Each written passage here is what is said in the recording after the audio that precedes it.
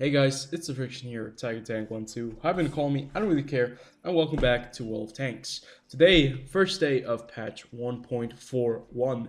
And to be fair, this patch is not very interesting in the sense of bringing anything new to the table other than blueprints and some new skins for crew members.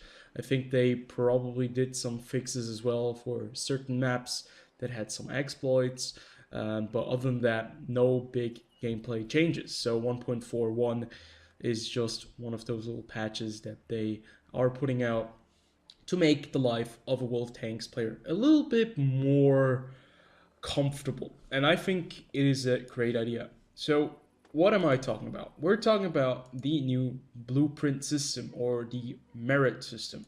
I think this is planned to make the grind um, easier and better for newer players and for older players as well, since everyone is going to be profiting from this. You don't have to challenge anyone to get merit. All you have to do is to be a decent player and not start team killing other people and blocking them and get reported. I think if you have a good standing with the rules and regulations of this game, you will be able to receive those blueprints.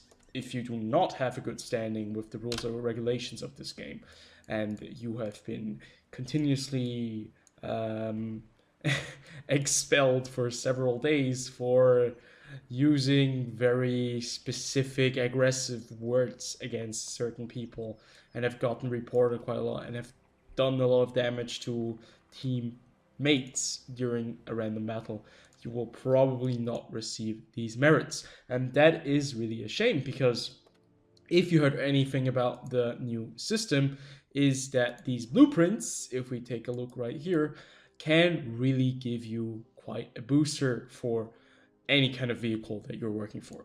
So there are like different types. You get the blueprint system you get for universal fragments. These will allow you to basically unlock any vehicle. And then you have like national fragments, which you can use for specific vehicles of a nation. For example, if I have two fragments of the nation France and like two additional universal fragments, I can use them together and have four fragments, and I could try to get, I don't know, the AMD 178 B, the tier 6 French light tank, excuse me. And what you can see right here is you will need 6 fragments of the universal type and 2 of the nation type to be able to get this vehicle for free. Basically, to have it reduced to 100% experience that you will get immediately just by unlocking this. I think they've done a nice job with the tech tree as well. It looks a lot more cleaned up, and yeah, basically they've made it a little bit more user friendly in its looks and just updated it to the general I think standard of 2019. It looks pretty nice, and you can see hella crazy how many vehicles I have already researched. Like on the American tech tree, I have basically every tier 10. I have every tier 10, excuse me. There are only like 2 or 3 vehicles that I'm missing on the, the tank destroyer line with the T28 prototype and T25/2 and the Hellcat and the T67. I wasn't really interested in them because I already own the T110E4, but probably will do that once later if I have the time. Then here on the German tech tree, the only vehicles I'm missing are basically tank destroyers and artillery. Artillery is not going to be very much a priority for me since I'm not really an artillery player. Now, artillery, that brings me to a very interesting conversation or discussion I had on the previous video where I was talking about artillery on Frontlines. I think it's great that so many people commented on it. I know some of it was quite critical, but that's the nice thing about a discussion-based society where you can discuss things and not get overly uh, emotionally invested in those topics.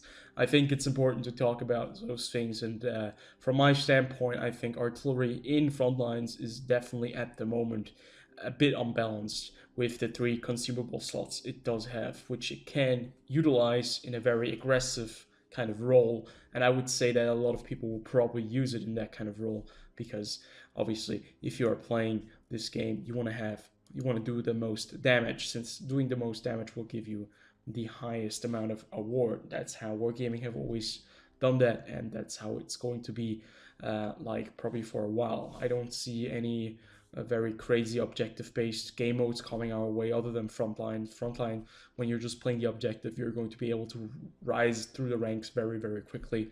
And currently, right now, I'm sitting at Prestige 2 or Prestige 2, rank 10, something like that. And I did play quite a lot of Frontlines. So other than that, you can see Soviet tech tree. Also, we have almost all the tier 10s. There's just 2 vehicles, no 3 of them missing. T100 light tank, Object 705A, and the Object 261. The British tech tree, as you can see right here, is quite open still. Artillery FV and the Centurion Action 10. Other than that, the other vehicles we do have. And on the French tech tree, it actually doesn't look too bad. I've unlocked quite a few tier 10s. I'm still missing about 1, 2, 3, 4 of them. And other than that, I think I don't have any more tier 10s. I don't have a tier 10 with the Japanese. I don't have a tier 10 with the Chinese. I don't have a tier 10 with the Polish.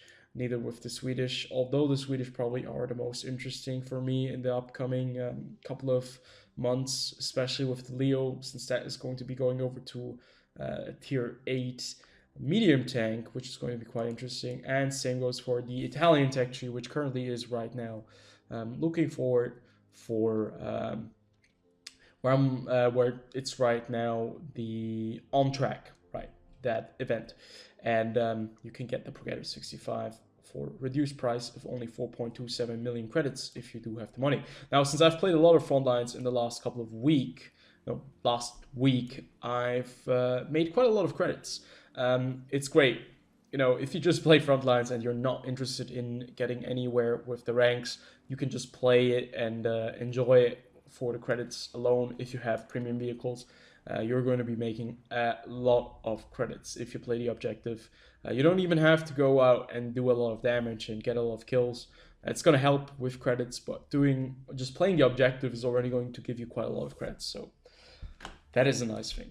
So we're going to be playing a match in the French AMAX 30 prototype, and we're going to be seeing how we will get these merits, because I'm not sure. They said that usually after a game that you've played, you will receive a merit, but if you don't get the merit after the game that you just played, you will usually get it after the second one. So I'm not sure if we're going to be getting one every game, because that does seem to be quite crazy. And it looked like the unlock was like 5 games and then you get something, so it might be 5 games and then you get one of the tech blueprints. And since they can give you the tech blueprints for any nation and for basically, I think it is for certain vehicles as well, so that is quite interesting to see as well. Yeah, it's kind of weird to be playing standard Wall of Tanks again after you've played so much Frontlines.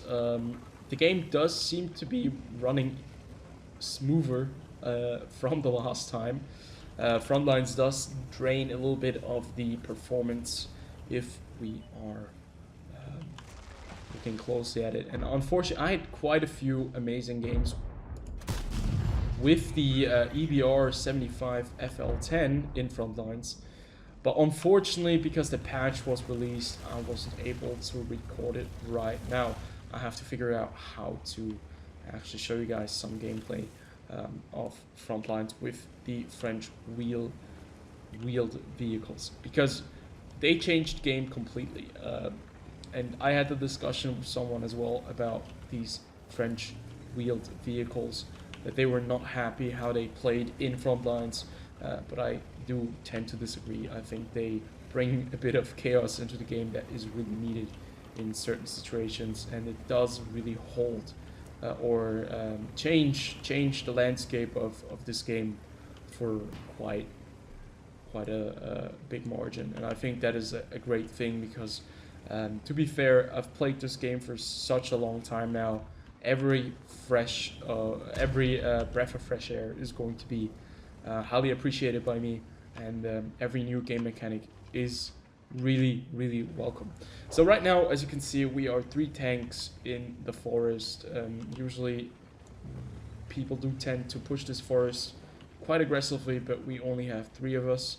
Right here, the light tank chose to go over to the heavy tank alley, and he did die quite early on. So pushing with only 3 vehicles while having to face several vehicles in the back that are not being lit right now is not the best idea. So we're just going to be playing it safe. This vehicle doesn't have a lot of armor. We're going to be playing it safe, and we're going to see if any of the enemy vehicles are going to overextend on their behalf. Let's just fall back one more ditch behind this one, so we are not directly at the forefront if someone does manage to go right through. It's a bit of a stalemate. I mean, it's Muravanka. Muravanka, to be fair, usually does play out very quickly, because either they push the 1-2 line or they push the forest, but this time around it doesn't seem to be the case for either one of those scenarios. So there are quite a few people in the middle. We're losing vehicles on the 1-2-3 line, so we might probably have to decide either to push or fall back and defend our base. This is a really awkward situation. This is a situation you don't want to get yourself into when you're playing this game. Right there, EBR 75 gets taken out. He did lose a wheel, or he was kind of slow, so we were able to actually take him out. APCR is always a nice addition for any vehicle to fight French wheeled tanks, because let's face it, AP is not going to help you a lot when they're running around at speeds of up to 80 kilometers per hour. That's pretty crazy. And at certain ranges, you're just going to have a little bit of luck. And if you're unlucky, you're going to hit nothing. Or if you're lucky, but unlucky at the same time, you might just hit the wheel. He is just going straight out there. I'm not sure if that is the best idea. But he does have a little bit more armor than we do. So there's the Urus right over there. Urus gets taken out. Okay. Turns out we just stayed here for no apparent reason in the forest. We maybe should have consolidated a little bit more with the vehicles that were already lit and the minimap to know exactly where the enemy vehicles were.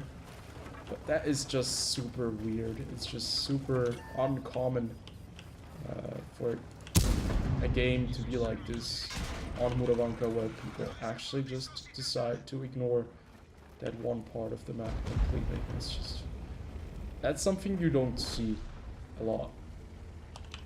Okay, now we're in a bit of trouble because we've just...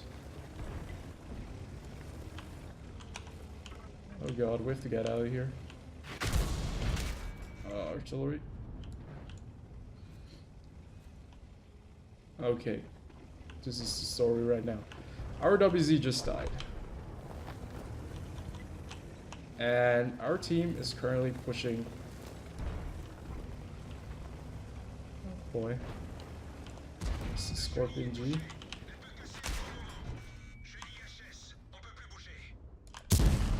And we're getting rammed by him. Ah, this is... Yeah, this is a pretty bad game, to be fair.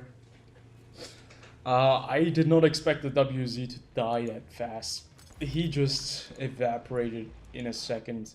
And I expected the Centurion Action 10 to actually come around and support me on the ridgeline. But it turned out that he was actually moving back to base. So I was solo over there. And all of a sudden this Object 430U decided to actually retreat and to engage us instead of going after their two buddies that were already pushing. And what ended up happening was that we were just outgunned, outmatched, and chased down by two vehicles. And actually we were hit by artillery as well. By the GW Tiger P. That's not very nice. This overpowered vehicle, this Object 430. That's crazy. It's crazy how overpowered this vehicle is. But the Centurion Action 10 does get him. Artillery is still alive and kicking. And he was knocked out by the Object 261, who has already racked up 3 kills. Now, after having played Frontlines for a week straight and not having played any other game mode, there were basically only 3 artillery pieces because of the arty strike, you basically still have like the feeling that there are 100 artillery pieces in the game. But since the arty strike is not as powerful as the arty itself, it does work out quite nicely. 3 artilleries on like each team is completely okay, but having like 2 artillery pieces on one team in a standard battle is just really bad. Now, if you get back to it, you just feel like, wow. Because all of a sudden now there are less targets, artillery is a bit more protected, I think. Did the Scorpion just bounce? I think artillery is a bit more protected if there are no super wheeled light vehicles in the game at tier 8, but that's probably going to change very soon at tier 8. Starting from tier 8 probably to tier 10, you'll probably have 1 wheeled vehicle at least per game. So artillery has to adapt to that, and that's going to be nice because it will give us standard players a little bit more of a chance of surviving the game, because artillery has to move quite a bit. So right there, we are getting a fragment, and we just got a universal fragment for whatever vehicle we want to use it on. And you can see right there, we just received it because we played so nicely. It was such a good match right there. 1118 damage. I'm so proud of myself. It's amazing. You can see the screen also changed. So right now you can see which vehicle you were actually driving, like the AMX 31 prototype. Pretty cool. We have the merit now down right here. You can see first one we have already gotten. Every 5th reward is greater than the previous 4. Upon earning the 5th reward, the cycle starts new. So the nice thing about this is I think you don't have to wait a day until you get like a reward. So every 5th reward is going to be a bigger one. That's going to be pretty nice. We just got 10,000 credits. This is a great change for every free-to-play player. It's a great change for every player in this game, to be fair. Right here we can actually, I'm able to research. Right here you can see that we need 10 blueprints for the standard B, which is the tier 9 tier 9 Italian vehicle. And right now we have 1 universal and 0 national blueprint.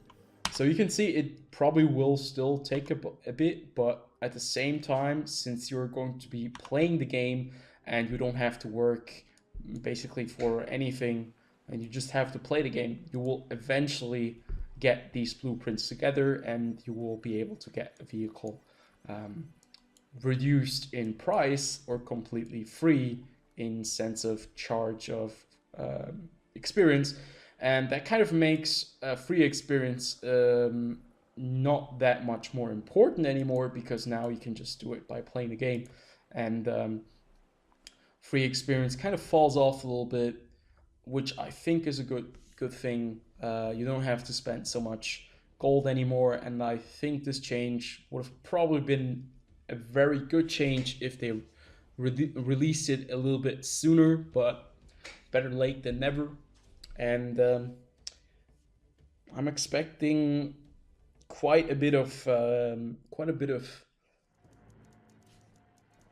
progress for players that actually don't have access to a premium account but still want to play this game, and that really actually do enjoy the kind of gameplay that World of Tanks does deliver. So we're going to be playing one more game in the Leo. I'm not sure if we're going to get a merit for every game, but if you get a merit for every game and you just see that, you know, one game you get one merit, it does seem to be quite nice. You could get like a reduction in experience costs for a tier 6, tier 7 vehicle in quite a short amount of time, and there's basically nothing you have to do just to play the game. I think that's pretty neat. So we're going to go up the hill. We're driving the Leo. This is actually one of my favorite tier 7 light tank, medium tanks right now. I never expected a vehicle that looked like this to be that good. It has a 105mm gun at tier 7, which is very, very fascinating. So it's a very hard-hitting vehicle at tier 7. It does do quite a lot of damage at tier 8 as well. I think that when I first started playing against the Leo, I was kind of surprised that it hit so hard until I realized that it has 105. It's just something you have to get used to, and it does have quite nice gun depression statistics as well. Rate of fire isn't the best, obviously. With a caliber of 105mm, you will not get the best rate of fire, but I think that the Alpha just kind of makes up for that. I think Alpha is 300 damage. We did low roll there and on the first shot as well, but still, I mean, 2 shots, this VK is toast. Third shot, we track him, yet he is still alive, but we might just reload in time and take him out of the game. Yeah, oh my god, what the hell? We just retracked him again. But against tier 6 and tier 5 vehicles, which you will face in this vehicle if you're lucky, yeah, it's pretty brutal. 155mm of penetration against tier 8 is not very threatening, but if you get the very nice side or rear armor of one of those bigger boys, you will get quite a lot of damage done. 9.4 seconds, I mean, that's not the worst rate of fire, but certainly isn't the best. If you just think about tier 10s running around with like a rate of fire of 6 or I don't know what, like 6 seconds per shot, like 10 rounds per minute, that's pretty crazy, right? So we're just gonna put one right through the turret of the VK, since you can actually penetrate that, even with 150mm. 155mm to be fair, because I don't even know. It's pretty crazy. The VK, this is the premium version, right? Premium VK 4503. It does have very, very decent hull armor, but its turret armor is just the one weak part of it, and kind of ruins the vehicle a little. But since it's a tier 7 premium, I think it is balanced. The gun is very good as well, so you have those things going for you. Yeah, weak turret, that's for a German, I don't know, that's not even that uncommon for a German vehicle. We're not going to be able to penetrate the side armor of the IS-6 because it's an IS-6. Um, but we can do damage to the heavy tank number 6 over there. What we're basically doing right now is we're just spotting the IS-6. If I change over to APCR, we might do damage on his side armor. Oh boy. Oh boy. He didn't pen him. Too bad. Our Chrysler just did die, so we might have to be careful up here. I think a better option for us is to actually destroy the Tiger 2, but since the IS-6 does have a lot more HP for us to take away from him, we're just going to be using this push in a sense of a sniping vehicle, not to get spotted. There we go. Now we're going to get spotted because of the AMAX 1375. And we're going to put one right into him. And it really does hurt, especially like these same tier vehicles that just get hit by this 105mm gun. That's just one of the things that makes this vehicle so crazy. I don't even know where to start. The Leo just has all the characteristics that makes it a very, very good medium tank. It's fast, its gun is pretty damn cool, it has great gun depression, the statistics other than that are pretty damn good. And you can see right there we didn't get a merit this game around. This is exactly what they said. You're not going to get something every game, but you might get something every second game or every third, and that is still pretty fair. Now, I'm not sure if we're going to get something for the other 2 games, but it would be nice just to see. So I will skip ahead and we will take a look after I've played 2 or 3 more games, and then I'll report back to you guys. I'm reporting back after countless of battles. I was expecting the rewards to come in quite quickly after I've received the very first reward set at the beginning of this video after the first match.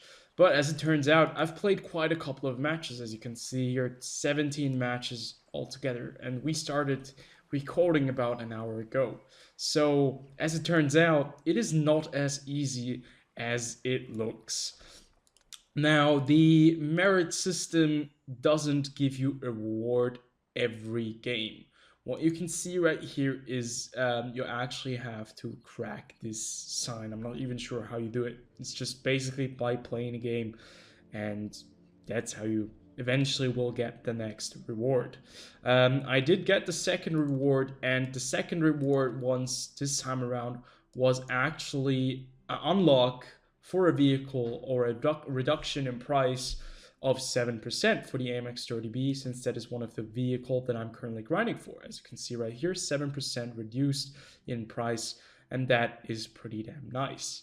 So you can see we only have 1 out of 12 blueprints, but if we would combine this with another blueprint with the universal fragment and then eventually with a national fragment, we could get even more credits or experience cut off this deal.